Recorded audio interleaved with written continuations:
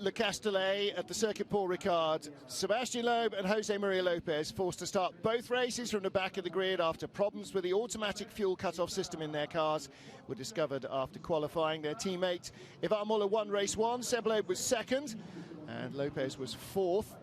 So really good run through from them. You saw a smiling Graham Chilton. Chile's son Tom starts in fourth place. And there's a problem getting away from the grid for Gianni Morbidelli. Finally gets the car creeping away, so he will be able to retake his grid spot on the second row of the grid. Martin Haven and Tom Coronel watching the action, and Tommy, we hear that the slow start for Ivan Muller was that he did not select the start sequence button on his steering wheel. He pressed another one by mistake, and that's why the car just kind of crept away rather than full launch control aggressive mode. Well, then they must have two buttons for this, because if the button is not working and you're still on throttle, because it works with full throttle, then you would have had a lot of wheel spin. So I'm surprised by this one. Second of all, it's a professional driver. I mean, when you're in pole position, you should not push the wrong button. But anyway, these are discussions. Probably the engineer would give me the barking if I would have had this type of excuse. But he won the race, so what's the problem? Well, let's hear from Rob Huff, fifth in race one. Very different track, though, for race two. So, on a very slippery track here. It's definitely everyone on slick tyres, but there's definitely some damp patches. As before, trying to get as much temperature in the brakes and the tyres, especially those rear tyres, are going to play a crucial part in the first couple of laps of the race, especially on the second part of the circuit where it's still really quite wet and damp. Totally different conditions for the first race, and the setup, obviously, we've not been able to change massively, so not quite sure how that's going to work out for us. Kind of hoping that everyone's in the same boat. We've made a few little changes that we could in the time frame that we had, and fingers crossed that'll give us a bit of a stiffer setup. As you can see, working everything as hard as possible, and just trying to get everything nice and warm, trying to keep relaxed before the countdown for the start. Make sure I get in my start box properly, and turn the launch limiter up for the dry setting, and hopefully we'll get away as well as we did in the last race. Thank you, Rob. Tom Coronel, a couple of points that Rob raised. First of all, offline wet. If you're coming from the back of the field, that's the bit you might have to use a lot. So that's going to make the job of Loeb and Lopez even harder. Yeah, it's difficult to overtake because there's one line who is stable and all the others are wet. So you cannot overtake there because it's slower. So there will be some difficulties here for sure.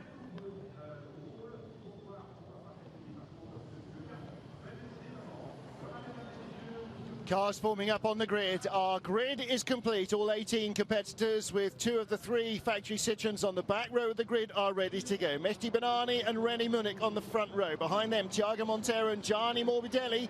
The 2 Chevys easy to spot, black and white. The 2 Hondas, red and white and green. And a slow getaway from Benani. Or was it? It was another classic Thiago Monteiro. Well, that was a Gabriele Tarquini start from Thiago Monteiro. So he's been taking lessons from the old dog. He leads. Benani second. Munich is going to be third. Tom Chilton right up the inside. Great start from Chilton, and Borkovic was alongside him. Bit of bumping and boring. The Citroens have already got by the TC2 class. Oh, and big sideways moment from Tarquini, and that was Borkovic inside Chilton. And René Munich, no, Chilton is still there. René Munich and Gianni Morbidelli still there. And oh, around goes Munich. No, that's Morbidelli. Munich was trying to, Morbidelli rather, was trying to take a slightly wider line. Chilton got inside him, and damage, I think, for Tom Chilton's car. He comes off the chicane on a very, oh, that's Norbert Mikulits. All right, so it's too many black cars. Monteiro leads from Benani and Munich still in third. Tarquini fourth. Great start from Gabriele. Where was he on the grid? Oh, only 9th, up to 4th place in a couple of corners. But Tom, this massive group behind is going to go a little bit pear-shaped. He's got 2 Citroens in it already. Yeah, for sure. It's the mixture is interesting because it means that some faster drivers need to make up some places. But it seems like a very strange first 3 corners. My teammate Tom Chilton, I think, was touching in the first corner a few people, and also into the chicane. I think that was Gianni Morbidelli. I think you're right. and here he is in front. Yeah, of he's the in two 7th. Citroëns. Well, that's Jose Maria Lopez from 17th, in front of Ivan Muller from 10th. Mikulit's in trouble. He had a steering arm changed before he went out to the grid. It looks like that might not have been all his problems. Car number 12 is Rob Huff, struggling in the dry. Lopez had a brilliant start from the back of the grid in 1 lap to P7. Made up 10 places. Loeb goes by Vallant, who's going very slowly. Huff on the outside, Loeb on the inside, makes up 2 places in 1 corner. Wow, I tell you what, these Citroën drivers really are using every bit of performance the car has got. There's Dusan Borkovic in 5th, but the interest is behind. Bits flying off there, off somebody's car, not quite sure whose. Hugo Vallant going very slowly. Norbert Mikulic also struggling. Vallant going backwards fast, I'm afraid. Montero pulling away from Bernani and Munich and Tarquini, and then Borkovic and Chilton. That's your top 6. Then Lopez and Muller. And Muller will sit behind Lopez, I think, and allow the Argentine to open the door. Ooh, there you go. As soon as I say that, he tries to pass his teammate anyway. Now, if he hadn't had that lunge, Tom, he might have got past Chilton as well.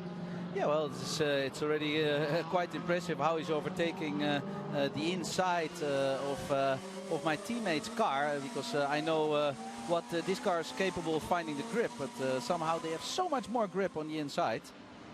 Fantastic move from Jose Maria Lopez, passing inside, outside. Now he's lining up Dusan Borkovic, and he will see the Citroën coming straight down the inside of the hairpin. And it's Citroën to Citroën contact. And Sebastian Loeb gets his nose in alongside the rear wheel of Ivan Muller, and the door is suddenly closed. Now, is that going to cause problems for Loeb? They spent a day trying to knock bits off the car in testing, so they knew that things like that wouldn't damage them. He should be okay. Oh, Borkovic goes sideways under the braking. He is losing the rear with Sebastian Loeb on the inside. And Tom Chilton right behind, and then the bright yellow colours of Hugo Vallant. It looked like Borkovic was just a little off the racing line on the wet stuff, and the tail snapped away from him. Loeb couldn't capitalise in that tight little hairpin corner.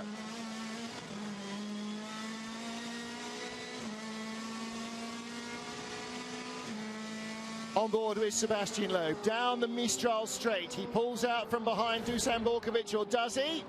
This is a moment or two ago. Borkovic skating wide, and there was contact with Loeb there. That's the second hit that left front corner of the Citroën has taken. And in the middle of this battle is René Munich, car number 77.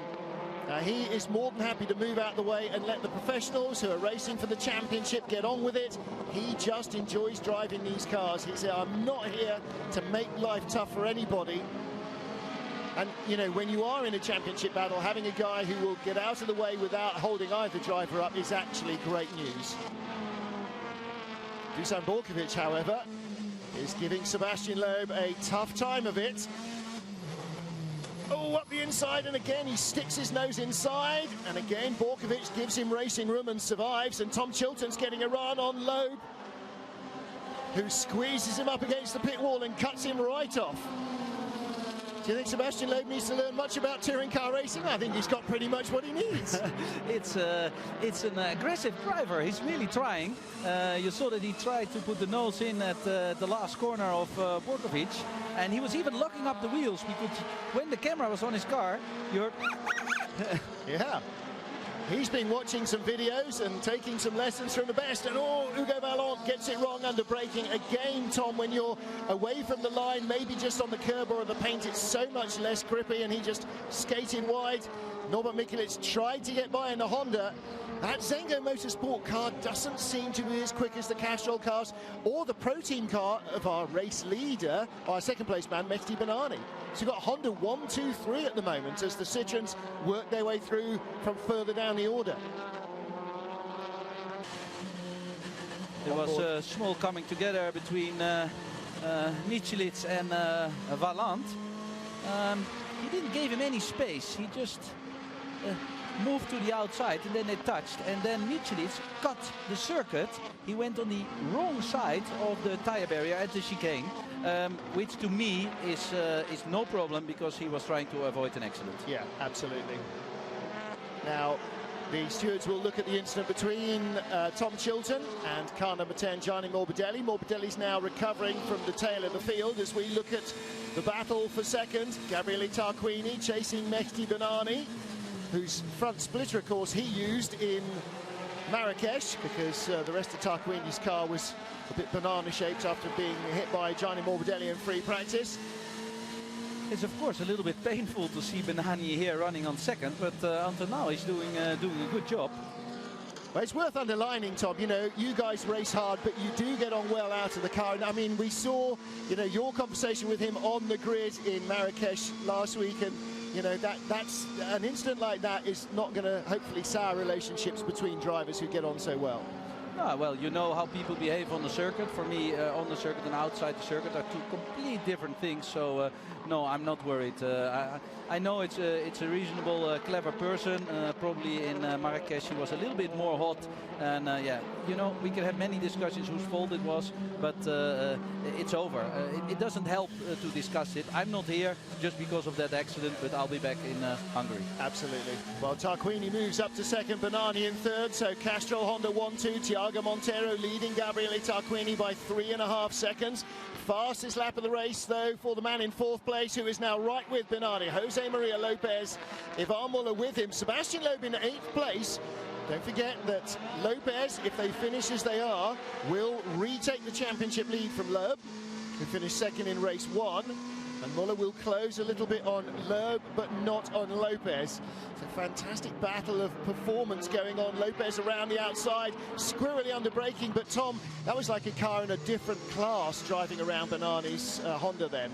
Well, I have seen this also in race 1, that Sebastian Loeb was overtaking Huff on the outside of the first corner. You know, that's impressive. That means that the setup must be really a lot stronger than the others, because otherwise that's impossible, because everybody is on the limit in that corner. Looking back from Benani, here comes Muller getting alongside. And Benani, like everybody else, is going to accept the inevitable. He's driven around the outside of me, out of the hairpin.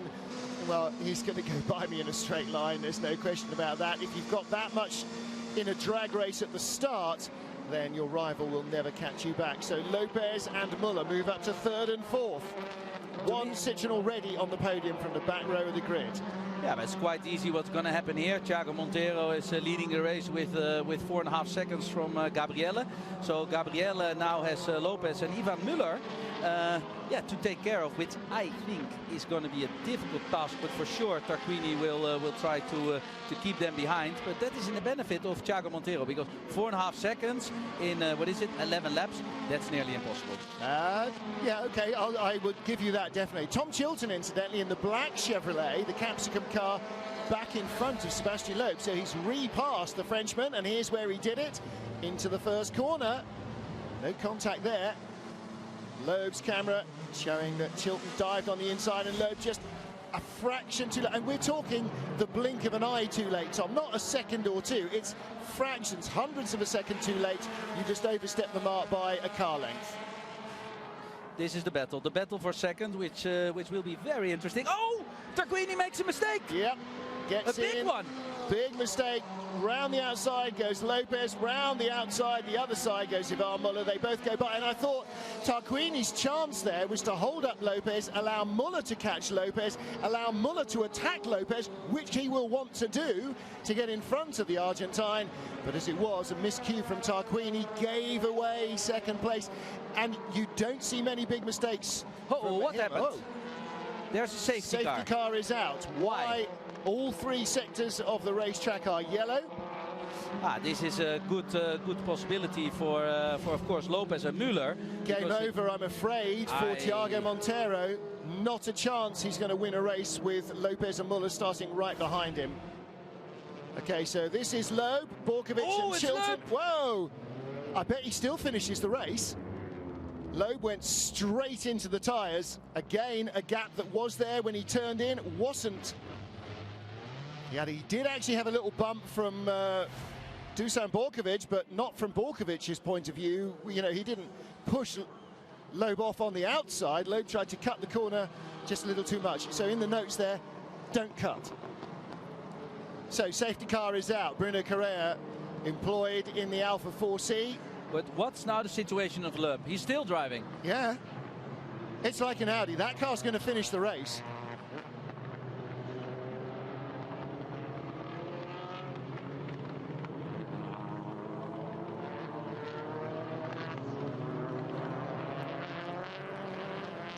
Safety car is out here in Marrakesh, halfway through the race. This is lap 8 of 16. And Andrea Adamo and the rest of the guys on the Cashel Honda pit wall, Tom Coronel, they've just seen any chance of a win evaporate. There's no way that they're going to run away from the Citroens with no advantage. No, as the princess of Lopez is, of course, very worried. But I think she should be happy because now the gap of 4.5 seconds, it just came out as a present from Sebastian Loeb.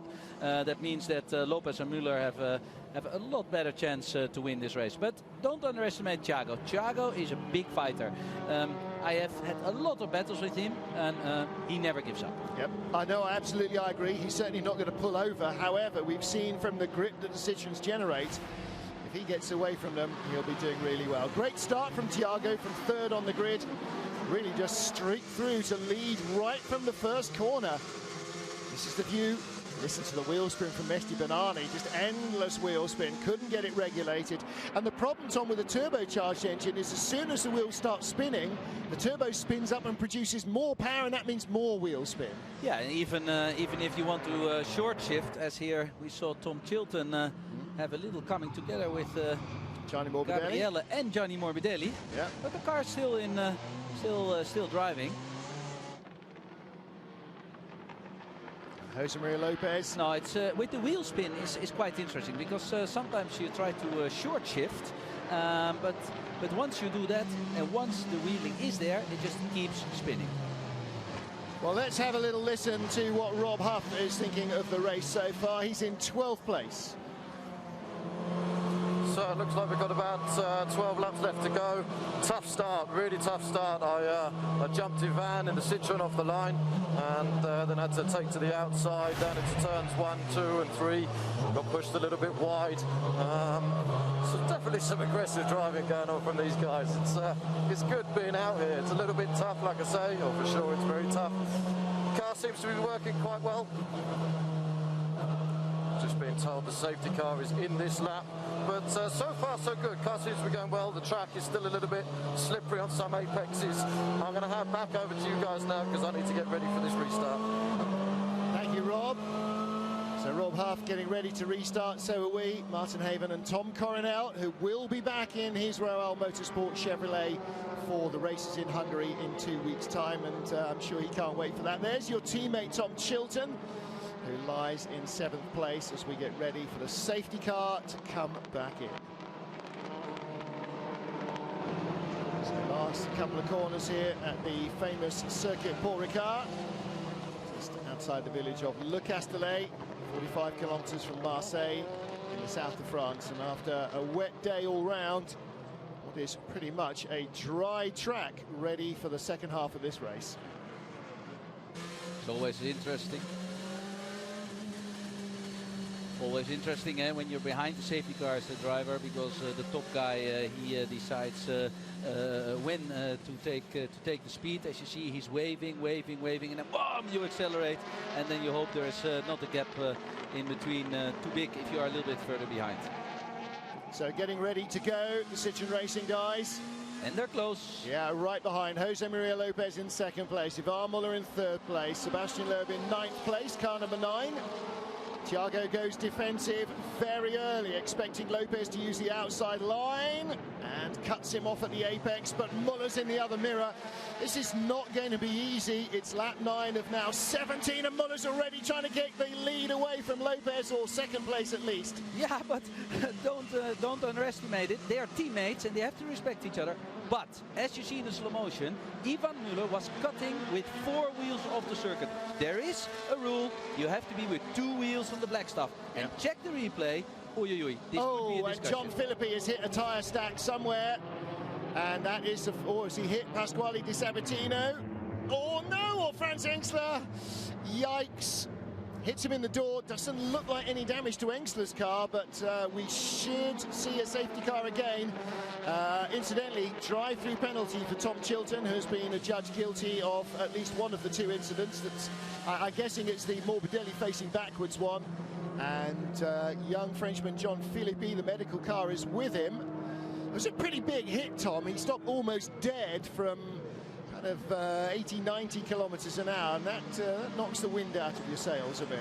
This is the difficulty, you know, when you're behind the safety car, everything cools down, your tires, your brakes, and then directly you're hot in the race again, and probably he overshoot himself, as you saw, because first we thought he was going to touch the Sabatini, but he even hit Engsler, so it was a big mistake. But it went into the side, and the side of the BMW is really, really strong. So yeah, he stopped directly there, but the front suspension is broken, so it's not easy to take the car away out of this position. Yeah. Well, they're going to have to drag it rather forcibly out of the way. He is out of the car, which is always very good news. And down at the first corner, work to do. And Muller, yeah, see, that's why we have racing drivers in the booth. All four wheels off. Racing drivers see things that mere mortals don't. And well, Lopez and Muller wheel to wheel. It's not that I see, but I would have done the same. Well, there you go. No penalty for that at the moment.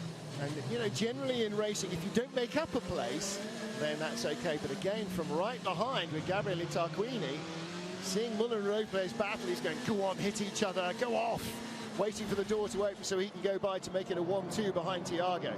Also the difficulty now, in the front you have the radiator, in the front you have the oil cooler, so it will be very slippery now at the entry of corner number 1. So if you see somebody making a mistake there, it's just because of the liquid on the floor. Yeah, the antifreeze or the coolant they use is very little water and very heavily chemical, and that becomes very slippery indeed, and the oil down there as well, bits of carbon and stuff, hopefully will all be swept up. So what that's done is it's changed the lead in the class. In TC2, Engsler was in front of Di Sabatino. Pasquale is now ahead of France. Let's hear now from Rob Huff as we hopefully will get ready to go a second time.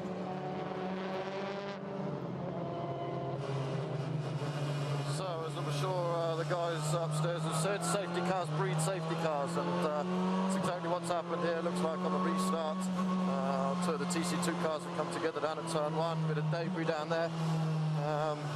Turn 3 is going to be quite interesting now because the tyres have moved quite a lot, so allowing us typical touring car boys to be as greedy as possible and take as much curve as possible. So if you're a photographer, perhaps go and stand down there. Chilton's just gone in the pits. Interesting position gained there.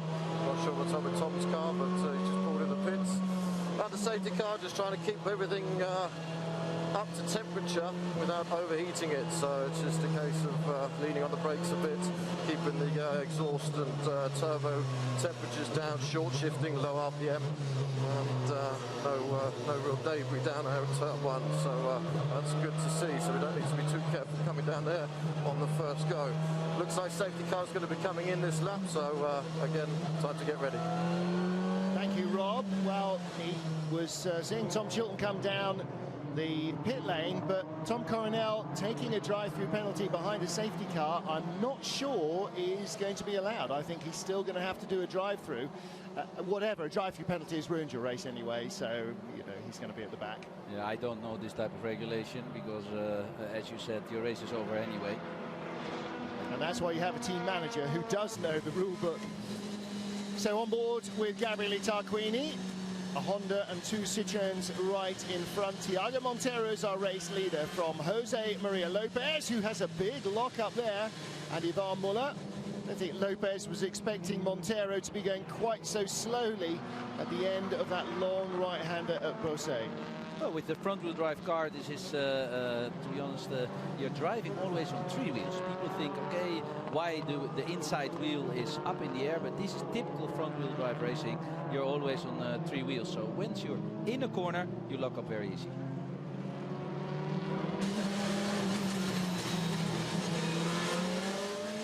Safety car in as Thiago Monteiro leads us away. The onboard view from Gabriele Tarquini in 4th place. Are we going to have a Citroen 1-2 or a Castrol Honda 1-2 here? That depends on Jose Maria Lopez and maybe Tom Coronel, more importantly, on Ivan Muller and how clean the battle between them is to be the best of the Citroen. Sebastian Loeb behind Dusan Borkovic.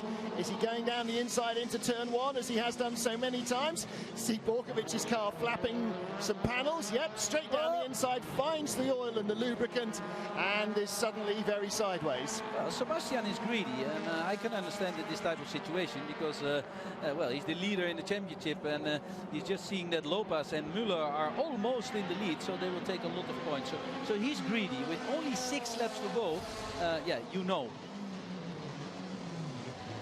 Well, down the inside, the slippery stuff was there from John Philippi's Seat, and he found it. No big moment for him, but just enough to drop him back another couple of car lengths. Drive-through penalty for car 3 still to be applied, and the incident between car 6 and 27 to be sorted out as well.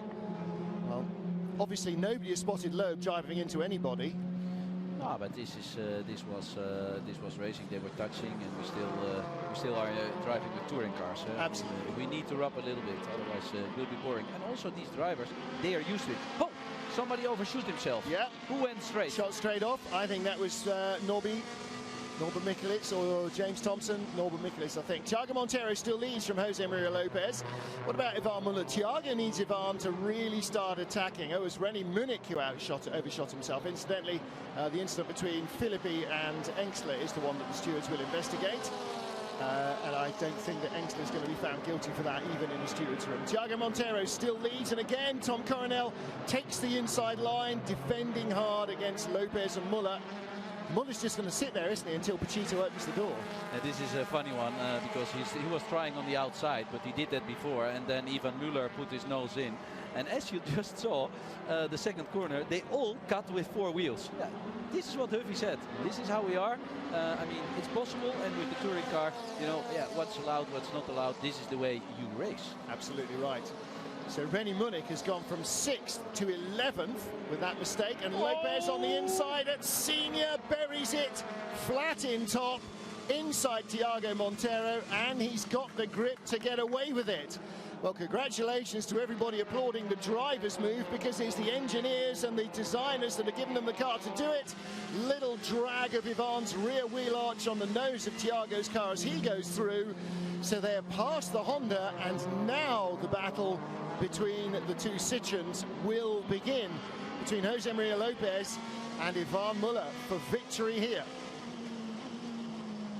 Yeah, it's a special race because if you start at the back of the grid and you can win, then you've also had a little bit of luck with the safety car situation. But anyway, Lopez is doing very clever, high risky move, and directly Ivan Muller could take the benefit out of it as well, because of course this unbalanced Thiago a little bit. And that's what Muller wanted, for Lopez to just stick his nose in somewhere so Thiago can't keep the door shut, and then hopefully 2 can go through as easily as 1. The problem now for Muller is Lopez isn't going to be easy to catch. Listen, we knew when we turned up in Marrakesh, one of the 3 Citroen drivers was going to be the world champion this year, unless there was some crazy act of God, and they knew it too.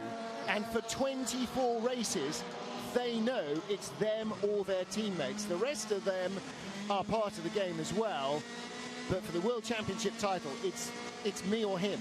Yeah. And that makes life very difficult. Yes, but the leader at the moment is in big trouble, because he's already for 6-7 laps behind Borkovic, and he doesn't seem to overtake it anywhere. He's not a lot stronger somewhere. Probably it's because he has some damage on the right front, because we would have expected him to overtake Borkovic more easy.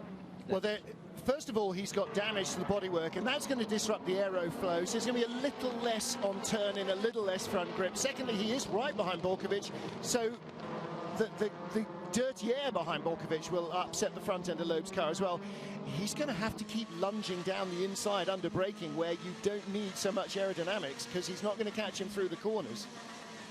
He is all over the Serbian driver, but again, Borkovic, don't forget, this is only race 4 ever in the World Touring Car Championship for both those guys, but one man is a 9-time world champion in in his chosen discipline before, so Borkovic is doing a great defensive job holding up Loeb. And whether hitting that tyre stack has deranged the front end of Loeb's car or not remains to be seen. Mikulit's under pressure from Vallant, and Huff is going to try and stick his nose in there as well. It's a little bit like their battle in race one, just a bit further back down the order, that's all. And Huffy's got a good drive there, hasn't he? Cuts back. And Tom, he wasn't looking to make a move there, was he? But he was trying to make Vallant look, distract him when he's getting into the braking zone. Yeah, that's for sure, because the straight is too short there and the braking zone is also too short there to make an overtaking maneuver. And also you know that the next corner is going to the right. Bernani in trouble. Borkovic is driving around the outside, or trying to. Bernani has suddenly dropped off the pace. His best lap a 33.3, his last a 34.0. Oh, they're touching.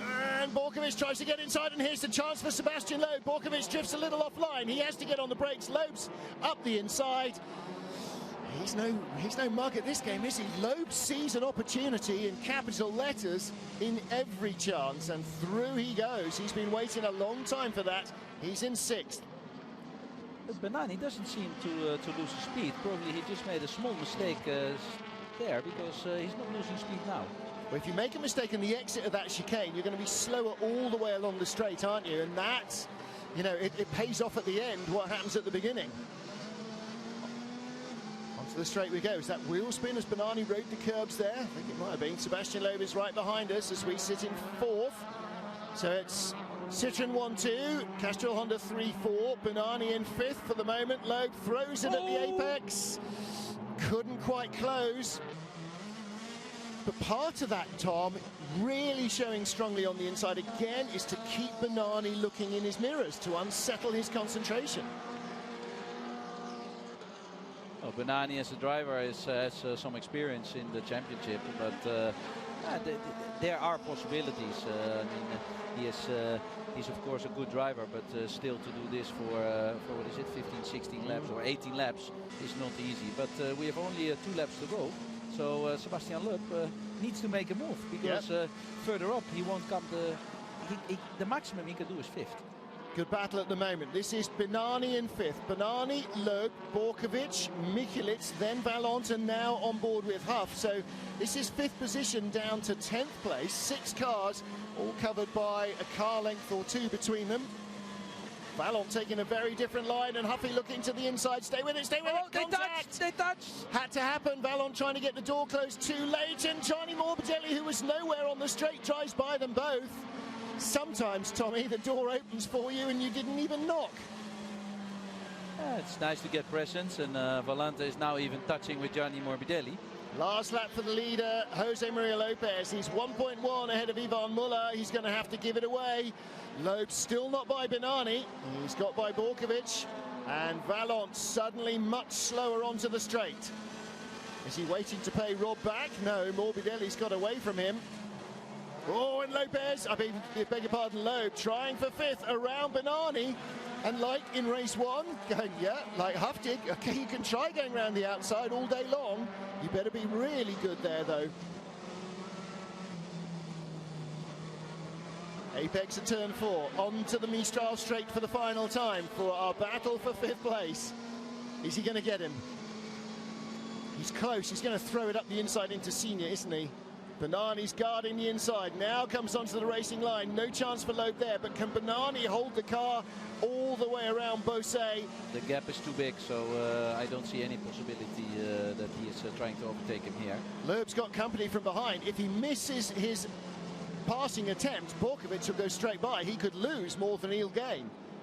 Last couple of corners for Jose Maria Lopez. There will be no challenge from Ivan Muller. Muller will take the bag of points and take the pain of Lopez finishing in front of him again. Jose Maria Lopez wins again in the World Touring Car Championship. He's now started 6 races. He's now won 3. He's got a 50% winning start record. That's insane. Muller 2nd, Montero and Tarquini 3rd and 4th for Castrol Honda, 5th Mehdi Bernani for the Pro Team Honda, and in 6th is Sebastian Loeb, still from the last row of the grid. Not any kind of a bad result, but Pachito's girlfriend looks very happy with that. Wow. So Jose Maria Lopez, 18th and last on the grid to first in race 2. That is some impressive driving, as our race winner in TC2 is Franz Engst.